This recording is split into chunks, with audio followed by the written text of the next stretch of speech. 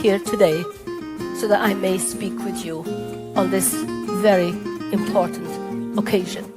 I thank you all very much. My message to you today is a message I wish you to carry in your hearts, and a message I want you to tell the world again and again, wherever you get a chance. Because the true history of our country must be told.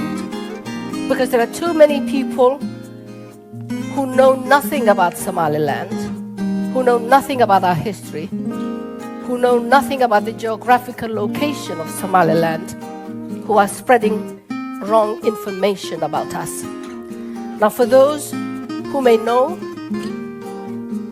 and for those who need to know about the facts about Somaliland, whether they wish to recognize it or not, I will share with you the factual history of my country, Somaliland.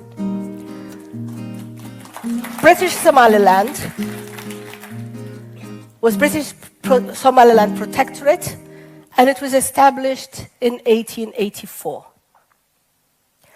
Our borders were marked following treaties between France, Britain, Italy, and Ethiopia in order to define the French territory of La Côte Française des Somalie, British Somaliland Protectorate, and La Somalia Italiana. But here's the question. The question that we ask you, the question that we ask the world. What makes the other borders, the other African borders, the colonial borders, legal and permanent, but makes the borders of Somaliland illegal? It's a question I am asking the world. Somaliland has the same borders today that it had when it was established in 1884. It had the same borders as our independence from Britain in 1960. And it had the same borders when we separated from Somalia in 1991. Now, since our independence, which is 55 years old, our independence from that British protectorate was negotiated and was born not through conflict, but it was not self-declared. It was a negotiated sovereignty that followed a royal proclamation from Her Majesty Queen Elizabeth II, which makes our independence from Britain total, legal, and binding. In 1960, Somaliland was the 12th independent African nation.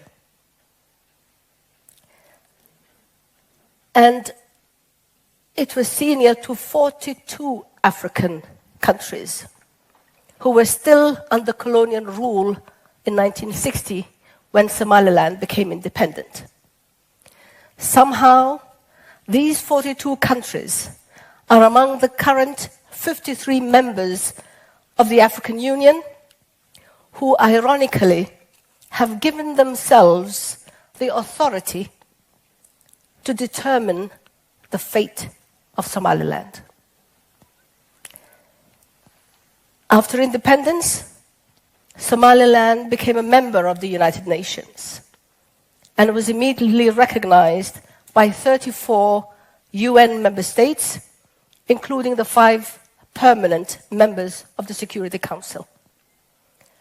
64 years later, since we have neither resigned from our membership in the United Nations, nor given it away to anybody, we still claim ownership of our independence and that of our membership in the United Nations. In fact, it is our neighbor, former Italian Somalia, who piggybacked on the existing UN membership of Somaliland, which we had already secured 5 days before Somalia even became independent. The fact that Somaliland was the senior mother country to which Somalia united is also overlooked by the international community. The international community grants our former junior partner a de facto position of ownership over Somaliland. The truth is, Somalia does not legally own that position, nor can Somaliland be considered a breakaway region, because Somalia, who allowed to join us, neither owned or bought any part of Somaliland, nor has annexed Somaliland through a military conquest. It is also worth mentioning here that the Act of Union, which would have formalized the unification of the two sovereign Somali states, was never ratified by the parliaments of the two countries. This proves that the 31-year failed union between Somaliland and Somalia from 1960 to 1991 was only an informal and turbulent partnership that ended after a brutal 11-year civil war. Our temporary union was therefore a union that was never legally binding on either side.